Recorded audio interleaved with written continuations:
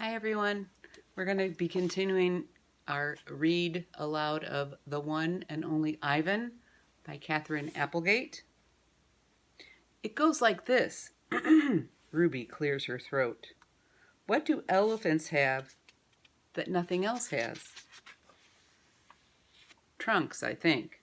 But I don't answer because I don't want to ruin Ruby's fun. I don't know, Ruby, I reply. What do elephants have that nothing else has? Baby elephants, Ruby says. Good one, Ruby, I say, watching Stella stroke Ruby's back with her trunk. Good one, Stella says softly. Children. Once I asked Stella if she'd ever had any babies. She shook her head. I never had the opportunity. You would have made a great mother, I told her. Thank you, Ivan, Stella said, clearly pleased. I like to think so. Having young ones is a big responsibility. You have to teach them how to take mud baths and, of course, emphasize the importance of fiber in their diet. She looked away, contemplating. Elephants are excellent at contemplating. I think the hardest part of being a parent, Stella added after a while, would be keeping your babies safe from harm, protecting them. The way silverbacks do in the jungle, I said. Exactly, Stella nodded. You would have been good at protecting too, I said confidently. I'm not so sure, Stella said, gazing at the iron bars surrounding her. I'm not so sure at all. The parking lot. Mac and George are chatting while George cleans one of my windows. George, Mac says, frowning, there's something wrong in the parking lot. George sighs. I'll take a look as soon as I'm done with this window. What's the problem? There are cars in it. That's what's wrong. Cars, George! Mac breaks into a grin. I think things are actually starting to pick up a bit. It's got to be the billboard. People see that baby elephant and they just have to stop and spend their hard-earned cash. I hope so, George says. We sure could use the business. Mac's right. I have noticed more visitors coming since he and George added the picture of Ruby to the sign. People crowd around Ruby and Stella's domain, oohing and eyeing at the sight at such a tiny elephant. I gaze out at the huge sign that makes humans stop and spend their hard-earned cash. I have to admit that the picture of Ruby is rather cute, even if she doesn't look like a real elephant. I wonder if Mac could add a little red hat and a curly tail to the picture of me. Maybe then more visitors would stop by my domain. I could use a few oohs and ahs myself.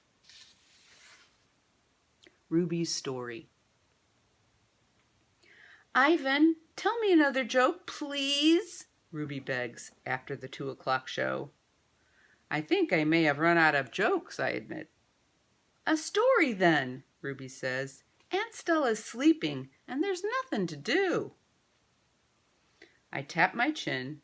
I'm trying hard to think, but when I gaze up at the food court skylight, I'm mesmerized by the elephant-colored clouds galloping past. Ruby taps her foot impatiently. Oh, I know.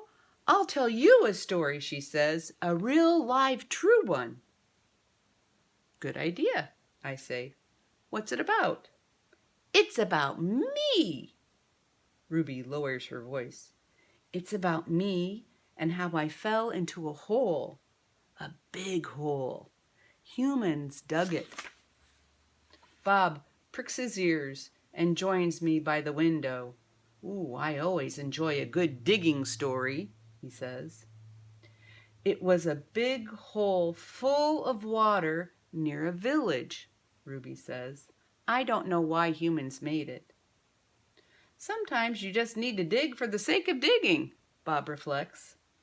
We were looking for food, Ruby says, my family and I, but I wandered off and got lost and went too close to the village. Ruby looks at me, eyes wide. I was so scared when I fell into that hole. Of course you were, I said. I would have been scared too. Me too, Bob admits, and I like holes. The hole was huge. Ruby pokes her trunk against the bars and makes a circle in the air. And guess what? She doesn't wait for an answer. The water was all the way up to my neck and I was sure I was going to die. I shudder. What happened then? I ask. I'll tell you what happened, Bob says darkly. They captured her and put her in a box and shipped her off, and here she is, just like they did with Stella. He pauses to scratch an ear. Humans. Rats have bigger hearts. Roaches have kinder souls. Flies have... No, Bob, Ruby interrupts. You're wrong. These humans helped me. When they saw I was trapped, they grabbed ropes and they made loops around my neck and my tummy. The whole entire village helped, even little kids and grandmas and grandpas, and they all pulled and pulled and pulled and...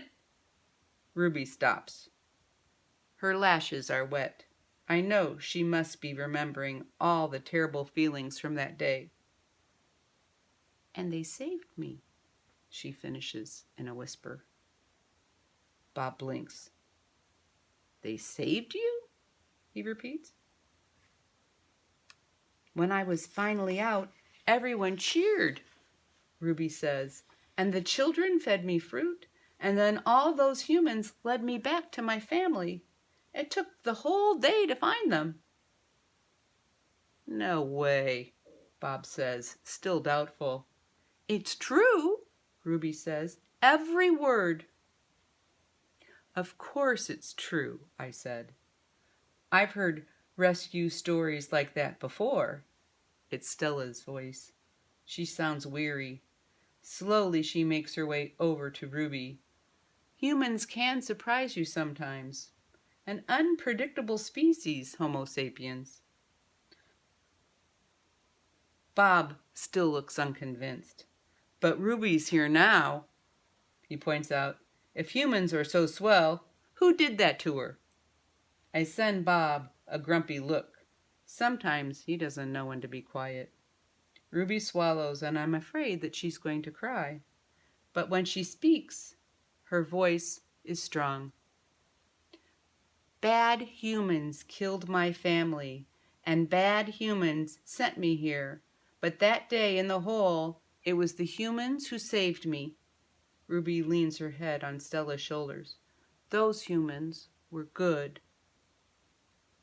It doesn't make any sense, Bob says. I just don't understand them. I never will. You're not alone, I say, and I turn my gaze back to the racing gray clouds. A hit. Stella's foot hurts too much for her to do any hard tricks for the 2:00 show. Instead, Mac pulls her, limping, into the ring where she tracks a circle in the sawdust. Ruby clings to her like a shadow. Ruby's eyes go wide when Snickers jumps on Stella's back, then leaps onto her head. At the 4:00 show, Stella can only get as far as the entrance to the ring, and Ruby refuses to leave her side. At the 7:00 show, Stella stays in her domain. When Mac comes for Ruby, Stella whispers something in her ear. Ruby looks at her pleadingly, but after a moment, she follows Mac to the ring. Ruby stands alone. The bright lights make her blink. She flaps her ears. She makes her tiny trumpet sound. The humans stop eating their popcorn. They coo. They clap. Ruby is a hit. I don't know whether to be happy or sad. Worry. When Julia arrives after the show, she brings 3 thick books, 1 pencil, and something she calls magic markers. "Here, Ivan," she says, and slides 2 magic markers and a piece of paper into my domain. I like the sundown colors red and purple, but I don't feel like coloring. I'm worried about Stella. All evening she's been quiet, and she hasn't eaten a bit of her dinner. Julia follows my gaze. "Where is Stella anyway?" she asks, and she goes to Stella's gate. Ruby extends her trunk, and Julia pats it. "Hi, baby," she says. "Is Stella all right?" Stella is lying in a pile of dirty hay. Her breath is ragged. "Dad," Julia calls, "could you come here a minute?" George sets aside his mop. "Do you think she's okay, Dad?" Julia asks. "Look at the way she's breathing. Can we call Mac? I think there's something really wrong." He must know about her, George rubs his chin. He always knows. But a vet costs money, Jules. "Please?" Julia's eyes are wet. "Call him, Dad." George gazes at Stella. He puts his hands on his hips and sighs, and he calls Mac. I can't hear all of his words, but I can see George's lips tighten into a grim line. Gorilla expressions and human expressions are a lot alike. Max says the vet's coming in the morning if Stella's not any better, he tells Julia. He says he's not going to let her die on him, not after all the money that he's put into her. George strokes Julia's hair. "She'll be all right. She's a tough old girl." Julia sits by Stella's domain until it's time to go home. She doesn't do her homework. She doesn't even draw. The Promise. My domain gleams with moonlight when I awake to the sound of Stella's calls. "Ivan?" Stella says in a hoarse whisper. "Ivan?" "I'm here, Stella." I sit up abruptly, and Bob topples off my stomach. I run to a window. I can see Ruby next to Stella, sleeping soundly. "Ivan, I want you to promise me something," Stella says. "Anything," I say. I've never asked for a promise before because promises are forever, and forever is an unusually long time, especially when you're in a cage. "Domain," I correct. "Domain," she agrees. I straighten to my full height. "I promise, Stella," I say in a voice like my father's. "But you haven't even heard what I'm asking yet," she says, and she closes her eyes for a moment. Her great chest shudders. "I promise anyway." Stella doesn't say anything for a long time. "Never mind," she says finally. "I don't know what I was thinking. The pain is making me addled." Ruby stirs. Her trunk moves, as if she is reaching for something that isn't there. When I say the words, they surprise me. "You want me to take care of Ruby?" Stella nods, a small gesture that makes her wince. If she could have a life that's different from mine, she needs a safe place, Ivan. Not here, I say. It would be easier to promise to stop eating, to stop breathing, to stop being a gorilla. "I promise, Stella," I say. "I promise it on my word as a silverback." Knowing. Before Mac, before Bob, before even Ruby, I know that Stella is gone. I know it the way you know that summer is over and winter is on its way. I just know. Stella once teased me that elephants are superior because they feel more joy and more grief than apes. Your gorilla hearts are made of ice, Ivan, she said, her eyes glittering. Ours are made of fire.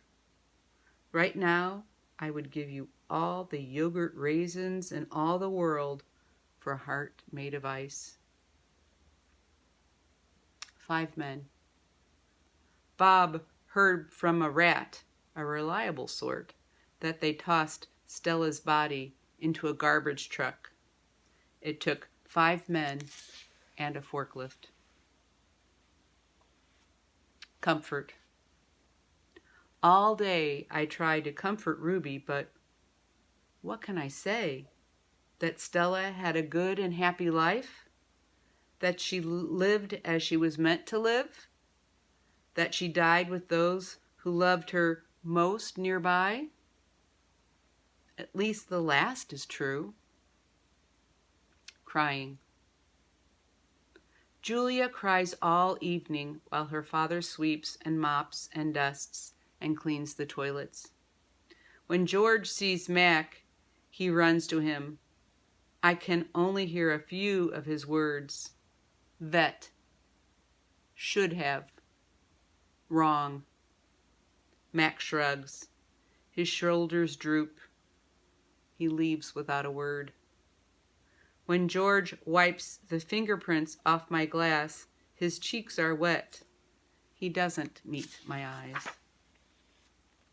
The one and only Ivan. When all the humans have left, I send Bob to check on Ruby. How is she? I ask when he returns. She was shivering, Bob says. I tried to cover her with hay, and I told her not to worry because you were going to save her. I glare at him. You told her that? Well, you promised Stella. Bob lowers his head. I wanted to make the kid feel better. I shouldn't have made that promise, Bob. I just wanted... I point to Stella's domain, and for a moment it seems like I've forgotten how to breathe. I wanted to make Stella happy, I guess. But I can't save Ruby. I can't even save myself. I flop onto my back. The cement is always cold, but tonight it hurts. Bob leaps onto my belly. You are the one and only Ivan, he says. Mighty Silverback. He licks my chin, and he's not even checking for leftovers. Say it, Bob commands. I look away. Say it, Ivan. I don't answer, so Bob licks my nose until I can't stand it any longer. I am the one and only Ivan, I mutter. And don't you ever forget it, he says. When I gaze at the food court skylight, the moon Stella loved is shrouded in clouds. Once upon a time. All night, Ruby moans and sniffles. I pace my domain. I don't want to fall asleep in case she needs something. Ivan, Bob says gently, get some sleep, please. For your sake and for mine. Bob can't sleep unless he is on my stomach. I hear a stirring. Ivan? Ruby calls. I rush to my window. Ruby, are you all right? I miss Aunt Stella, Ruby sobs. And I miss my mom and my sisters and my aunts and my cousins too. I know, I say, because it's all I can think of. Ruby sniffles. I can't sleep. Do you know any stories the way Aunt Stella did? Not really, I admit. Stories were Stella's specialty. Tell me about when you were little, Ruby pleads. She puts her trunk between the bars. Please, Ivan? I scratch the back of my head. I don't remember things, Ruby, I admit. It's true, Bob says, trying to be helpful. Ivan has a terrible memory. He's the opposite of an elephant. Ruby lets out a long, shivery breath. Oh, well, that's okay. Night, Ivan and Bob. I listen to Ruby's soft sobs for long, horrible minutes. Then I hear myself saying, once upon a time, there was a gorilla named Ivan. And slowly and deliberately, I try to remember.